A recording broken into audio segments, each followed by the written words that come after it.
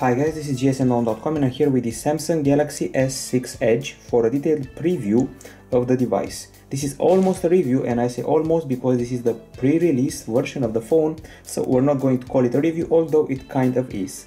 The Samsung Galaxy S6 Edge was announced on March 1st at Mobile World Congress 2015 with the Galaxy S6, and it should debut in stores on April 10th.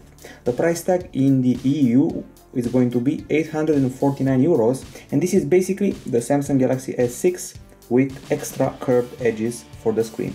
As far as the design goes, if you remember the Samsung Yo prototype from a few years ago, this is basically it in an evolved version, and we got these slightly curved edges, less than one would expect, and we also have Gorilla Glass 4 protection up front.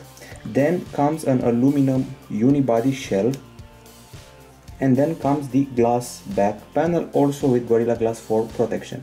The phone measures 7mm in thickness and weighs 132 grams. The glass, in order to be curved, has been melted and curved in the factory using 800 degrees Celsius processing. So this is a pretty nifty gear. That's why probably the price is so high. This model also achieved some prizes at Mobile World Congress 2015 for various achievements, and I have to say that it comes in white, comes in black, gold and green, with the green version being probably the sexiest of the bunch. One-hand usage is very easy. This is a pretty narrow device. It's very easy to reach all the areas of the phone without problems. Press the home button, swipe around, swipe vertically and horizontally without any issues. Other things we're mentioning is that in spite of the fact this is a glass phone, glass at the front, a bit of glass on the sides and glass at the back, this is not a slippery device. And I have to say that the base of the phone, and by base I mean this area here, is actually wider than the front of the phone, obviously, so it can sit better in your hand. Basically, the metal base will stick between your fingers and make it more grippy. This is one sexy design, we have to admit that, and the top and the bottom of the phone remind us very much of the iPhone 6, which is unavoidable. Now, as far as the front is concerned, here we get the earpiece, front camera, sensor, LED notification if I'm not mistaken, the home button, next to it the capacitive buttons, and the fingerprint scanner embedded here. We also go to the back now, where there is the main camera, LED flash, there is the heart rate sensor right here, and the main camera protrudes, but only a bit, not as much as expected, which is a good thing. At the top we got the infrared emitter, we got a microphone and the nano SIM card slot accessible with a special metal key. At the bottom we got the speaker, small microphone, micro USB port and audio jack. On the left we have very thin and metallic, from what I can feel, very thin and metallic volume buttons, while on the right there's an on-off button, and all three of these buttons have excellent feedback in spite of being very thin, for the sake of including this extra curved section. Okay, I have to say this is the sexiest phone of 2015, that's for sure, but it feels a bit fragile with this glass exposed at the edge. One can only imagine that dropping it would be the end of it. Now, as far as the display is concerned, what we're getting here is a Super AMOLED 5.1 incher with a Quad HD resolution. Inside the phone you will come across an octa-core Exynos 7420 processor. This one is actually 64-bit CPU, and there is also a Mali T760 GPU available here. The RAM quantity is 3GB, and the phone comes with 32, 64 or 128GB of internal storage and no microSD card slot. We got a 5MP camera at the front for selfies. We got a main 16MP camera with optical image stabilization, and on a connectivity side we get LTE, Wi-Fi dual band, Wi-Fi direct, infrared, Bluetooth 4.1, there is GPS, there is also GLONASS, and of course we got NFC, micro USB 2.0 and MHL 3.0 for the sake of TV out usage. As you can see, we got some special Edge features to download here, but we'll talk about those later on. In the section we like to call others, we got an accelerometer, gyroscope, proximity sensor, barometer, heart rate sensor, finger scanner and O2 saturation scanner. Now, as far as the battery goes, this one is a non-removable lithium-ion unit with a capacity of 2600 mAh. This phone also supports wireless charging, and it has a feature called Smart Charge that with 10 minutes of charging it gets 4 hours of usage. In our usual test, that involves an HD video loop with Wi-Fi on and brightness of 50%. We first drained the battery from 100% to 22% in about 8 hours and 47 minutes. Then we had to go and take a series of shots and benchmark. Then we continued the test only to have it drop to approximately 5% in a total of 2 hours. So the first test we lost 78% in 8 hours and 47 minutes, and we lost the rest of the 22% in 2 hours. The total is 10 hours and 47 minutes of HD video playback, which is good considering the Galaxy S5 had 11 hours, Galaxy Note 4 8 hours and a half, and iPhone 6 11 hours and 30 minutes. The charging is also pretty good, 1 hour and 25 minutes from 0 to 100%. Meanwhile, the iPhone 6 about 2 hours and 10 minutes, and the Galaxy S6 1 hour and 10 minutes, Note 4 1 hour and 40 minutes, Galaxy S5 2 hours. So I would say we're doing quite fine. So overall, I'd say that the battery is good with a total of 10 hours and 47 minutes. If you go to the settings area, you'll obviously find options related to the battery. Here we go, you can see the battery usage, an estimation of the time remaining for the usage, and also when it's charging you get an estimation of the time left till it charges totally. We obviously have a power saving mode, now with less fuss than before, less options available here, only the percentage, and that's about it. You limit the maximum CPU performance, screen brightness and frame rate, and of course you got ultra power saving mode, once again with the grayscale menu and limitations regarding the network, notifications, vibrations and all that. So overall, pretty good battery and fast charging, 1 hour and 25 minutes. Now as far as audio is concerned, we get a brand new music player. First things we noticed was that the icon has changed. You can see the icon here. The interface has also changed. As Samsung promised on stage in Barcelona, they gave up on the icons and replaced them with text. So let's see what we got here. In the settings area, you'll find Sound Alive. Now totally changed. We got this little knob for bass and treble, this knob for instrument and vocal, and this advanced area for a few channels, 7 channels, plus these toggles, 3D bass, clarity and concert. Then we got the equalizer with presets, and this option that includes adapt sound if you want to tweak headphones, Sound Alive Plus for headphones, and tube amp to simulate a tube amp. We got play speed here, music auto, off and smart volume, and there's an extra option that I noticed here, custom, allowing you to play with the equalizer as you please. So the options are all there, exactly the same, but the interface has been changed. Okay, now let's actually listen to a song or two and draw some conclusions. The speaker is right here.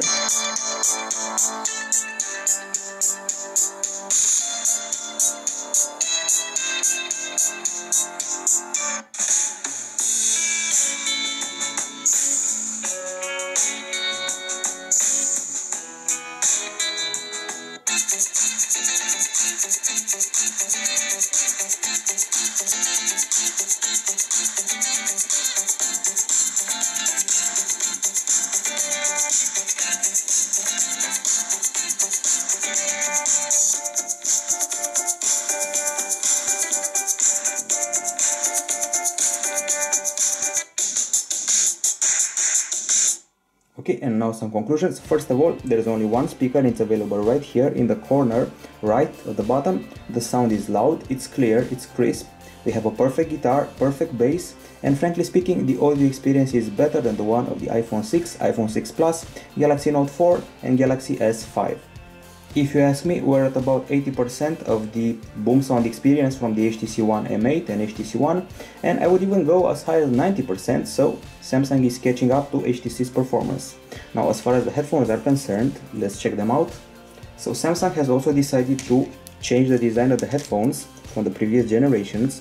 People have accused them of copying the EarPods. If you look closely, you'll see that at first sight they may seem copies, but in reality they're not. The actual headphone is a bit elongated, and we have this extra little thingy here that goes deeper in the ear compared to the EarPod. Also, this material is a rubbery one, not rough plastic like the EarPods. And finally, we have a very long remote and very thin. The wires are flat, and other stuff we're mentioning here.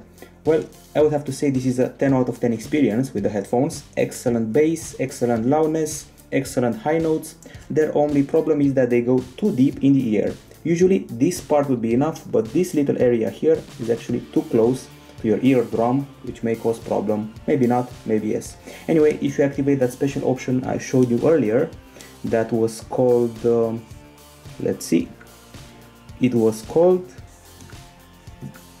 Sound Alive Plus. Well, this one will actually make you feel like you're in a studio and there's a drummer next to you beating the drums, so that's kind of cool. Okay, so we're done with the acoustics, we're happy with them, we're happy with the headphones, although they're a bit too close to the eardrum. And now we proceed to the screen. Well, 5.1-inch screen, Super AMOLED, resolution is 2560 over 1440 pixels. We got a 71.7% screen to body ratio, and the video player available here. It's pretty much the same as before, but even more minimalistic this time. So let's check out the video. Our usual test video, this is it. We got pop-up play, however this time, because of the performance of the device, it instantly pops up, so that's an evolution.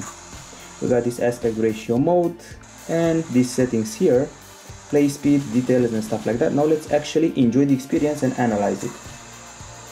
We got vivid but natural colors, a bright and crisp image, perfect blacks, perfect contrast, good sunlight behavior, wide viewing angles, and also I would have to say that the acoustics in videos is very loud. I have to admit that the screen feels less bright than the one of the Galaxy Note 4 that was a record breaker. And enough with the experience itself, let's go to the settings. As I said, this is a mere preview. In the review we'll reveal the level of lux units, the type of pixels and more goodies for our fans. So display settings right here. We got no +5 option. As you saw probably on the Galaxy Note 4, if you pressed auto there was an extra +5 that really brought up brightness to huge levels, close to 700 lux even. We got font options, actually a lot of font options. We got screen timeout, smart stay, that dates from a while now. And finally screen mode has been kept pretty much the same as the predecessors. Adaptive display that will automatically adapt to the situation, AMOLED cinema, oversaturated but very vibrant colors, still vibrant but less, and basic feels a bit washed out compared to those colors. So I would have to say that I'm very impressed by the colors of the screen. I would say that the brightness is good but not stellar, not on the Galaxy Note 4 level, and overall the screen is below the Note 4 but still very good for a flagship, let's say that, for 2015. Now we move on to the camera. We're getting a good combo here. 5 megapixel front shooter, 16 megapixel back shooter, slightly protruding. We got optical image stabilization here and f1.9 aperture, as well as auto HDR. This camera at the back offers a 0.7 seconds activation, which is very fast. Also, you can activate the camera, as far as I know, by double pressing fast the home button. Okay, so that wasn't very fast, but still it was decent compared to the flagship from last year. Since we're in the UI, let's go back to it. This is the brand new camera interface associated to the latest TouchWiz applied on top of Lollipop. Clearly, the new UI is very minimal. Everything is white now, white and a bit gray. And on the left side, you can actually hide the options, or you can view the effects. They're less than before, but you can download more. You got HDR. The default option is HDR Auto, so basically you're getting all the time HDR in real time activated as the default option. Of course, you can go with it on or off. Then we got a timer, then we got the flash options, and then we got inevitably the settings that have been separated from the main camera UI, just like on the Nexus 6, for example. Here you can find the resolution, 16 megapixel in 16:9, 12 megapixels in 4:3, 8.9 megapixels in 1:1. As far as the video resolution goes, you can film in 4K, 2K, Full HD 60 frames per second, Full HD 30 frames per second, and then we got tracking autofocus if you want to track a subject on the preview screen. We got video stabilization, which is also available for the front camera, location tags, grid lines, review pictures, quick launch, which was what I did earlier, voice control, volume keys function, and that's about it. On the right side of the screen, we got the gallery shortcut, video capture shortcut, shutter button shortcut, front camera shortcut, and the modes that are transparent like an usual modern camera interface. There's the auto mode, there's the pro mode, that includes a bunch of extra options. There's selective focus, panorama, slow motion, fast motion, virtual shot, and more downloadable options that aren't very impressive because they feel familiar compared to what we already knew. Now, in case you're wondering what the Pro mode does, here are some of its options. So first of all, you get metering here on the left side, and the settings will remain the same as you can see here. However, what's happening is that we get extra options on the right side. So we get exposure with this little slider, ISO, white balance, and also this focus mode, auto, macro, and landscape, and a few presets to play with like standard, breezy, vivid, nostalgic, or you can make your own customization if you want to using those sliders. Temperature, tint, contrast, saturation, and everything happens in real time as you can see. So once again, we got temperature, we got tint, contrast, saturation, highlight, and shadows, and each of those can be saved and turned into sort of a filter. It's not more of a filter than a sequence of settings. So those are the modes. Selective focus will allow you to take a series of shots that have various points of focus, and then you refocus after the shot. Panorama, slow motion, fast motion, and virtual shots speak from themselves, with virtual shot being the option to take a shot while revolving around an object and then checking it out as a 3D picture. Well, other stuff worth mentioning here is that we got 8x zoom, so you can go up to 8x. We got a pretty good frame rate in the camera user interface. We got a fast focus and also fast capture. Once again, very fast capture. And meanwhile, if you switch to the front camera, you'll see a bunch of features here as well. We got HDR, we got effects, we got this beauty slider that will make your face rid of wrinkles and things like that. Then the modes include wide selfie, virtual shot, and interval shot, plus more stuff you can download. Here you can also film in full HD. There's gesture control, so you can hold out your hand in front of the camera to take a shot in 2 seconds, video stabilization even, quick launch, and finally resolution and video resolution. Apparently you can film in QHD with the front camera, which is quite an achievement. Okay, so let's go back to the main cam and actually take a picture and then analyze it. As you can see, excellent level of detail, excellent lighting, and excellent colors.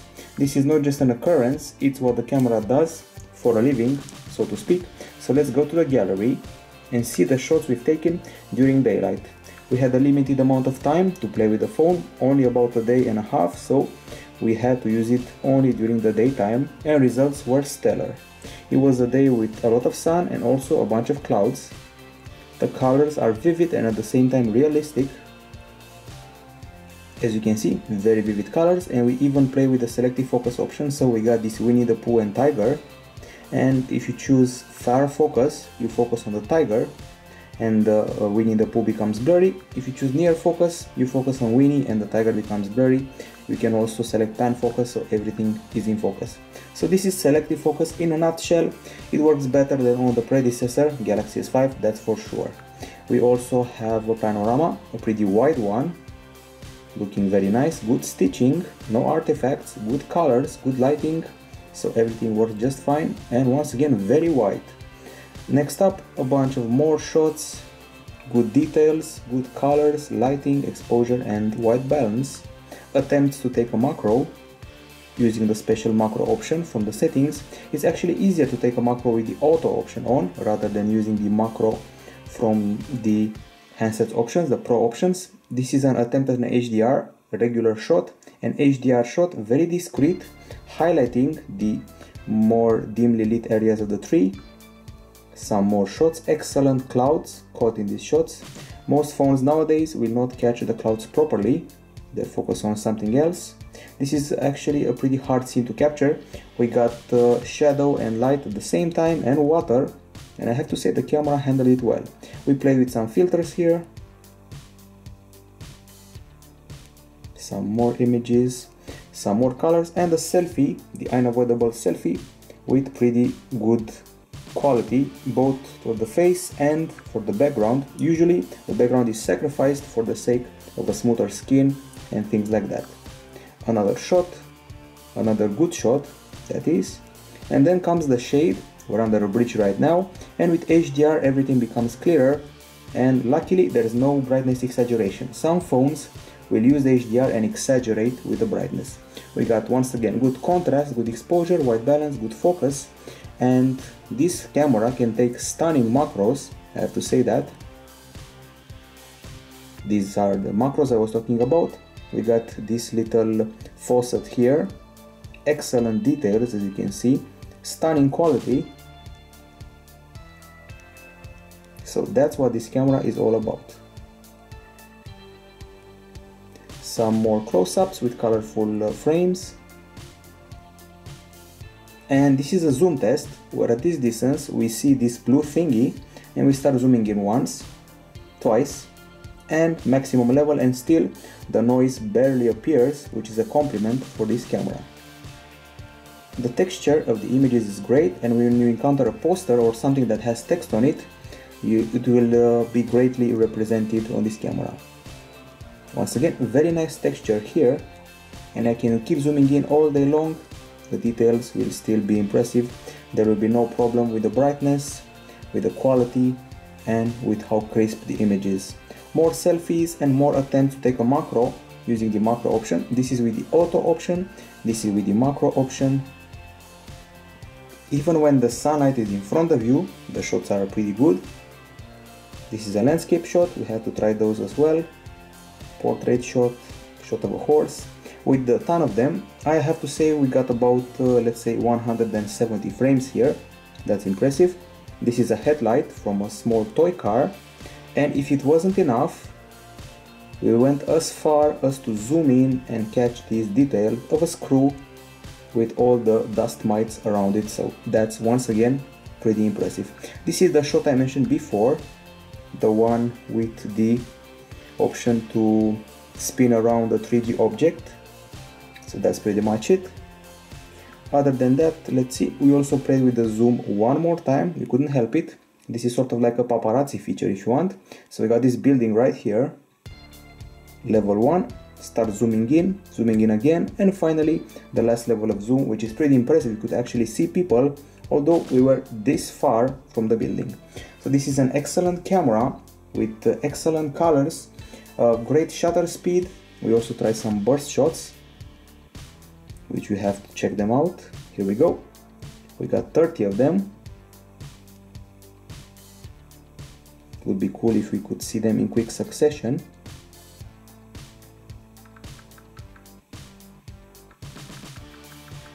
As you can see, the flags are moving because the wind is blowing.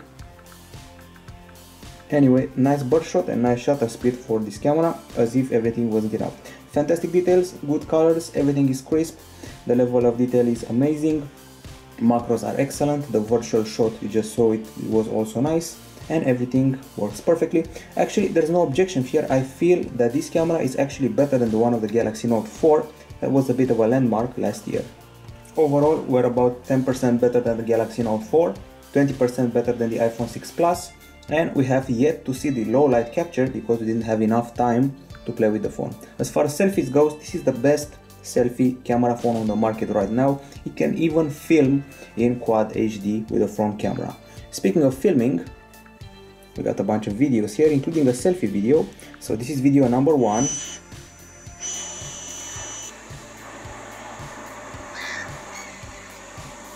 Great colors.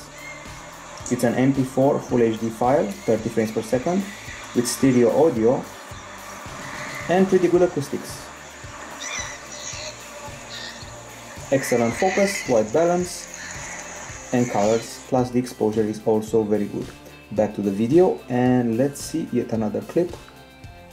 This one is a 4K video with perfect focus, excellent details, and very nice exposure and colors. The acoustics are a bit shady, if you ask me. If you listen closely to all the clips we captured, there is some unexplainable noise to be heard, intermittent noise, which is kind of strange. This is a test of the stabilization. This is only digital stabilization. The optical image stabilization wasn't turned on. I wanted to see what's the starting point for the lack of stabilization. As you can see, it's pretty poor without optical image stabilization. Okay, and then we skip to the fast motion and slow motion clips. We have to activate those from the mode here, slow motion, go to this area here, select album, and we should be able to find them pretty soon. Here we go. This is the slow motion clip with a very creepy background sound that actually shows you there's something going on, there's an artificial noise in there.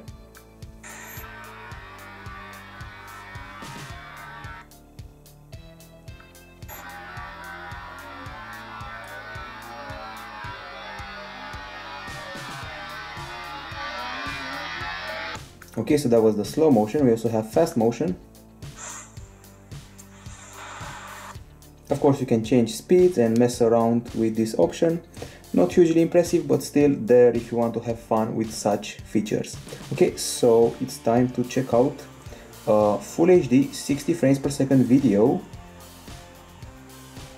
Some minor focus problems here, however the image is very crisp, and although the clouds have set in, the quality is great. The same frame, this time in 30 frames per second, and this time testing the zoom was hugely impressive. As I said, maximum zoom level is 8x. We went all the way there and we were impressed.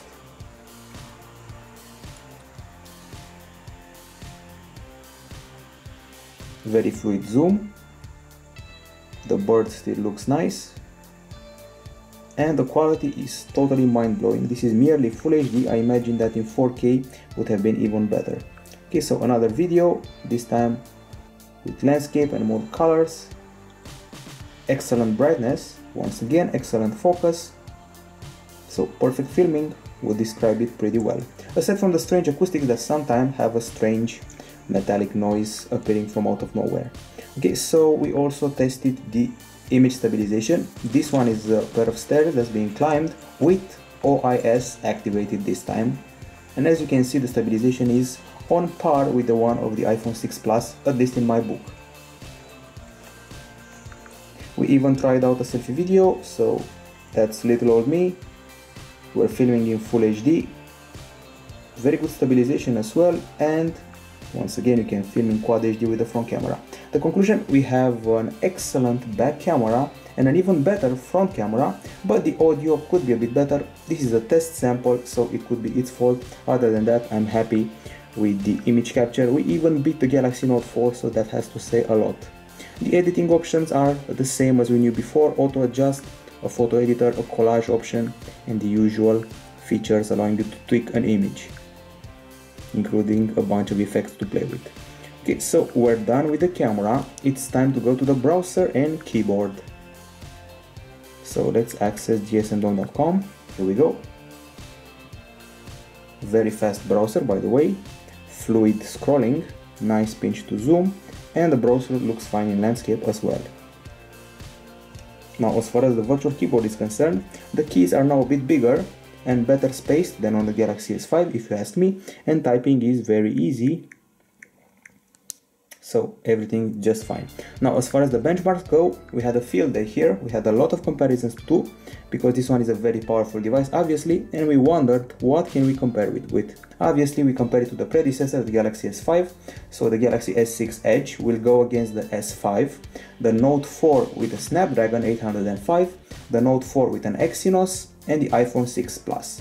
Okay, here we go. So it's the battle of the Exynos 7420 with the Snapdragon 801 of the Galaxy S5, the Exynos 5433 of the Note 4, and the Snapdragon 85 of the Note 4, 805 of the Note 4, finally the Apple A8 from the iPhone 6 Plus. So in quadrant, we scored 38,919 points with the S6 Edge, while the S5 scored 22,739. Galaxy Note 4 Snapdragon version, 17,000 points. Galaxy Note 4 with the Exynos version, 26,000 points. Next up is Antutu with a huge score, 69,856, while the S5 had 34,712, Galaxy Note 4 Snapdragon 46,000, and Galaxy Note 4 Exynos 50,158. iPhone 6 Plus 48,000.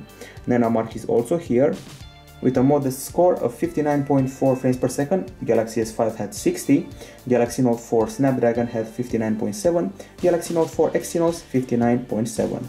Next up is Valamo with the HTML5 test, and we tested all the browsers available. We achieved an incredible score of 57.26 with the stock internet browser. We totally beat the Galaxy S5 that had 1645, and meanwhile the Note 4 Snapdragon had 1883, and the Exynos Note 4, it had 4431. 3D Mark, well, we tried out all the tests in 3D Mark. The Ice Storm regular was maxed out, and the Unlimited gave us a score of 22,493, Galaxy S5 had 18,000, the Galaxy Note 4 Exynos had 12,000, and the iPhone 6 Plus 17,000, so we beat them all. And we're not done yet. Next up should be Geekbench 3. Here we scored 1454 and 4717 with the S6 Edge, while the Galaxy S5 had 854 over 2553. Note 4 Snapdragon, it had 1684, if I'm not mistaken, over 3197. Meanwhile, the Galaxy Note 4 Exynos had 884 over 3405. And finally, iPhone 6 Plus 1629 over 2922. Then it came the turn of GFX, and in the T-Rex off-screen 1080p test we achieved 55 frames per second, while all the rivals gravitate around 27 frames per second, 26 or even 21 in the case of the Note 4 Exynos. Obviously the iPhone 6 Plus had a huge 44.8 frames per second, but we totally beat it. We also tried out a speed test via Wi-Fi, 21 mega per second download and 20 in upload, not very impressive. Galaxy S5 had 23 and 24, Note 4 Exynos 20 and 22, iPhone 6 Plus 24 and 20. Finally, the browser tests. We got browser mark here with a very good score, 2706. Galaxy S5 had 3250 on an older browser mark, Note 4 Exynos had 2590, and finally SunSpider, we didn't win this one either, 538, the lower the better. Galaxy S5 had an incredible 413, so it beat us, while the Note 4 Exynos had 875. iPhone 6 Plus 363, so it beat all of them. These are all the tests, so the Galaxy S6 Edge wins 6 out of 10. Meanwhile, it has a very fluid interface. The new TouchWiz applied on top of Android Lollipop is very fluid, works just fine, there's no lag, and everything that was wrong with TouchWiz is now gone. Obviously, we can easily run games with 3D graphics set all the way to the top, like Riptide GP2. In case you're wondering, we're running Android 5.0.2 with the latest TouchWiz on top. And let's see what the gaming is like on the Galaxy S6 Edge.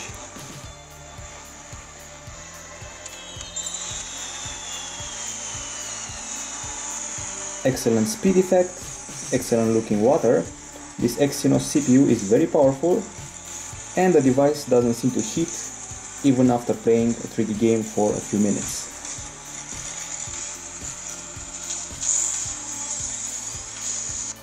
Okay, so you get the idea. It's time to quickly analyze the interface and then draw the conclusion and see what sets apart the S6 Edge from the S6. So first of all, we got the quick settings unified with the notifications right here, as usual for Lollipop. This is the multitasking area, that's basically a carousel.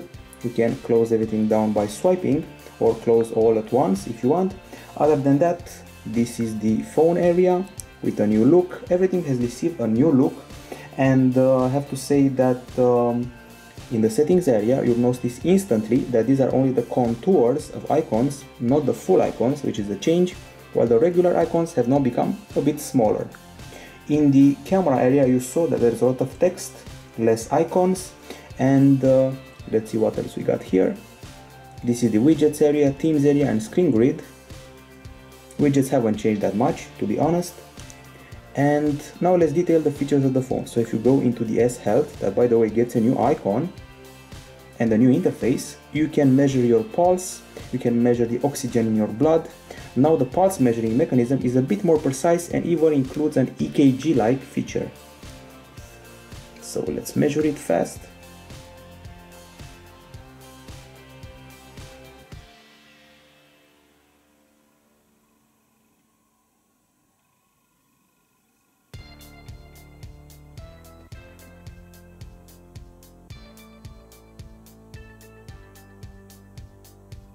Okay, so 85 BPM. You can also measure your oxygen level from your blood right now.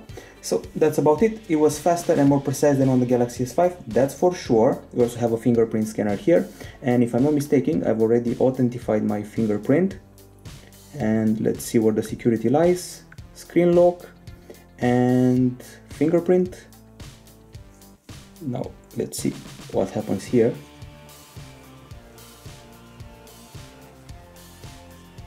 Not this finger, maybe this one. Okay, so that was the finger, and now let's see if we can deactivate the screen faster than before.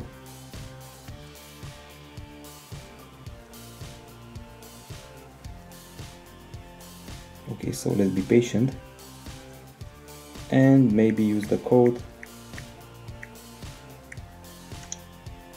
Well, finally worked. Let's try it again because I simply cannot believe it doesn't work. Earlier, before we filmed, it worked just fine.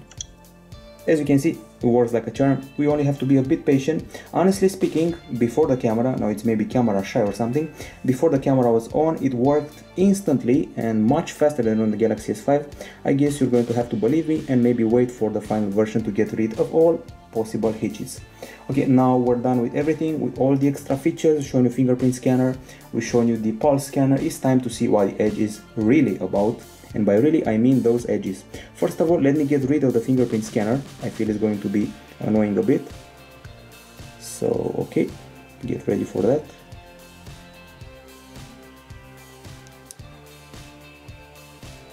Okay, finally, so no security here. And here we go. There are 5 main features that these curved edges offer, and you'll even see that in their special option. This is the Edge screen. So we got Edge lighting, people edge, information stream, and night clock. There are 4 options shown here, but there are actually 5. So the first one, if you get a notification and your phone is like this area or the other one will get lit up in a certain color depending on the contact that, well, contacts you. Okay, so that's number 1, feature number 1. Then there's the people edge, which is very simple to figure out. Once you're in a home screen or basically anywhere, you can pull this to see what a contact has written to you. You can see their text message, you can see their email, or you can see the entire quick contacts list like that on the edge, but only on one edge at a time. We can also enter the settings by pressing this button here and see your list of peoples and check out the alerts when picking up. So that's basically it. It's sort of like those older booklets that people had that they carried around with them, and they had those little colorful areas they pulled out as a sign for a certain page. So that's feature number 2 with the people edge. Feature number 3 is the notification for the contact, which is this one. It's a pull notification, that's what they call it, and it's showing you what came up. So that's feature number 3. Then there's the info stream. You do this 3 times and you activate the info stream when the device's screen is off. You can see the weather, time, battery, notifications, and even the news. Plus there are extra apps in the Galaxy App Store that will customize this area and show you Facebook feeds and more stuff, provided that you install them. So feature number 4, and then there is the basic feature number 5. It's simple, it's a night clock. So as I'm holding the phone like this, you can see dimly lit the night clock on the device and even the date in a very dim light. So 5 features, that's what the edges are all about. And I have to mention a little disappointment here. You can only select the right side or the left side, so you cannot use both of them at the same time, which is a bit of a disadvantage. I have to admit that these curved edges don't add much to the experience, frankly speaking. Aside from the aesthetic thing, they're basically a gimmick as far as usability goes. Of course, it's cool to have quick contacts, but you can have them on the screen with a widget or on the lock screen. Anyway, the beauty of the device is worth the curved edges. This is a preview unit. We usually don't give grades to previews. If I were to give it a grade, it would be higher than 9.4 out of 10. The best aspects of the Galaxy S6 Edge are the screen, the camera, the design, and the acoustics. On the not so nice side, then there's the fact that the Edge is gimmicky. There's the audio capture when filming. There are traces of lag sometimes when using the device. If you want to, for example, select a lot of pictures, there's a bit of lag. And then the pulse is rather random once I started measuring it with the back sensor. So overall, overwhelmingly positive experience with the Galaxy S6 Edge. The grade would be bigger than 9.4 out of 10. Right now, no grade, this is a preview, but we're very happy with what we saw. This is gsmphone.com, bye bye.